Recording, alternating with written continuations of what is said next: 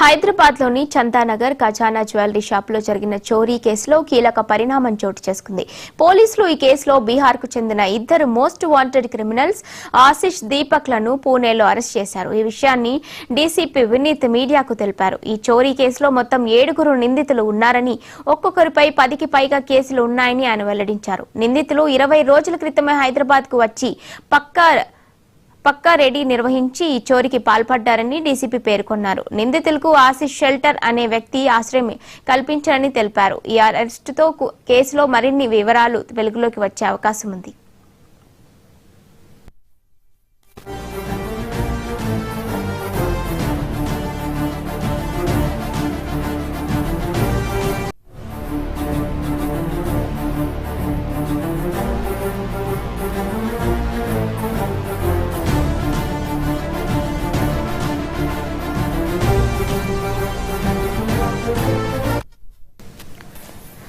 హైదరాబాద్ లో చందానగర్ ఖజానా jewellery shop లో జరిగిన చోరీ కేసులో కీలక పరిణామం చోటు చేసుకుంది. పోలీసులు ఈ కేసులో బీహార్ కు చెందిన ఇద్దరు most wanted criminals Ashish Deepak లను పూణేలో అరెస్ట్ చేశారు. ఈ విషయాన్ని డీసీపీ వినీత్ మీడియాకు తెలిపారు.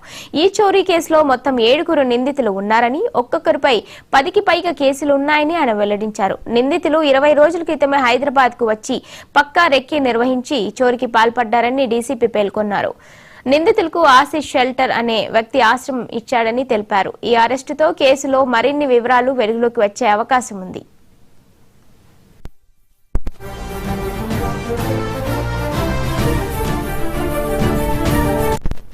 మనకు 7 పీపుల్ ఐడెంటిఫై అయ్యారు. దాంట్లో ఇద్దరిని అరెస్ట్ చేశాం. కస్టడీ నుంచి మనం ఒక 900 grams of items, silver items which are gold coated, దాన్ని తీసుకోవడం జరిగింది, సీజ్ చేశాం.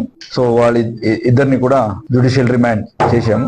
ఫర్దర్ దీంట్లో మనకు ఈ 7 కూడా బీహార్ కి చెందిన వ్యక్తులు, సారన్ డిస్టిక్ అండ్ సివాన్ డిస్టిక్ కి చెందిన వ్యక్తులు.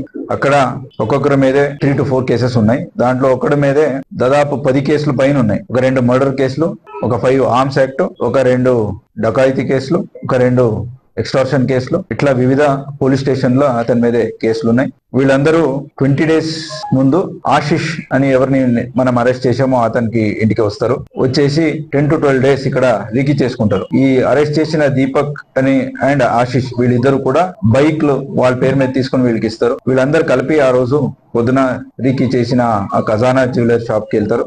ఈ అఫెన్స్ కమిట్ చేస్తారు. సో వీళ్ళు వెళ్ళిన డైరెక్షన్స్ బోత్ హ్యూమన్ ఇంటెలిజెన్స్ అలా టెక్నికల్ ఇంటెలిజెన్స్ అన్ని వాడి వాళ్ళని పూణే దగ్గర అరెస్ట్ చేయడం జరిగింది. ఇంట్రాగేషన్స్ లో మిగతా పీపుల్ అలాగే వాళ్ళ ఇన్వాల్వ్మెంట్ అందరు కూడా మనం డిటెక్ట్ చేయడం జరిగింది. ఇనిషియల్లీ ఇది మన ఫస్ట్ 24 hours లే ఐడెంటిఫై చేయడం జరిగింది. మన టీమ్ ఎఫర్ట్స్ వల్ల అరెస్ట్ చేయడానికి మనకు దాదాపు ఒక 48 hours పడింది.